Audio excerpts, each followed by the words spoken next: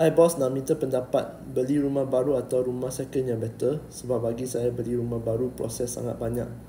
Rumah second condition bagus pun okey juga kan. Daripada Dizikri, Tuan Dizikri. Tuan, ini bergantung kepada apa yang anda perlukan dan kenapa anda nak beli rumah. Saya tak boleh jawab untuk semua orang ya.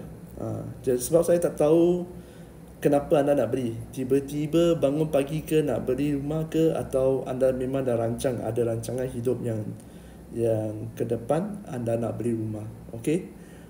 Dan saya pun tak tahu situasi kewangan anda. Adakah anda sudah bersedia untuk beli second hand, berapa banyak anda beli loan, semua saya tak tahu. Okey? Tapi dari apa yang anda tanya di sini, Prof, kalau anda rasa beli rumah baru tu proses sangat banyak, saya tak setuju. Sebab beli rumah baru ni sangat-sangat senang. Kadang-kadang tak perlu bayar deposit pun. Kadang-kadang ada cashback lagi. Kebanyakannya ada cashback lah. Anda tak perlu keluar banyak duit.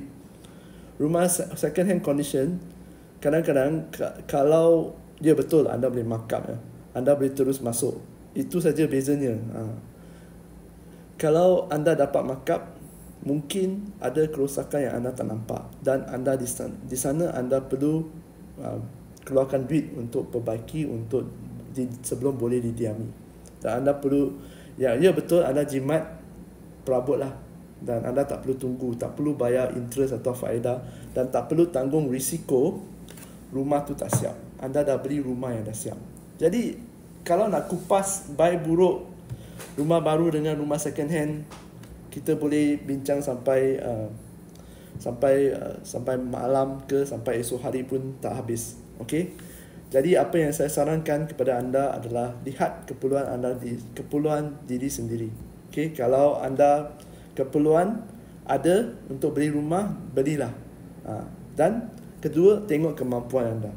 Adakah anda ada duit yang lebih untuk rumah second hand, atau anda kalau ada duit pun nak jimat anda beli rumah baru. Sebab rumah baru tak perlu banyak down payment. Okey? Tapi proses dia adalah sama saja. Dan kalau nak ikutkan, bagi saya lah, proses beli rumah baru pun lagi senang daripada beli rumah yang second hand. Okey? Saya harap ini menjawab soalan anda. Semoga anda berjaya memiliki rumah sendiri. Dan terima kasih kerana berikan komen.